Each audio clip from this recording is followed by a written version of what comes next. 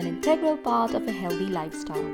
In my healthy cooking video series, I will be sharing tips and recipes that would help you make healthy cooking easy. My today's tip is: first, heat your frying pan on full power level and then add oil. Also, after adding the oil, swirl it around to coat the bottom.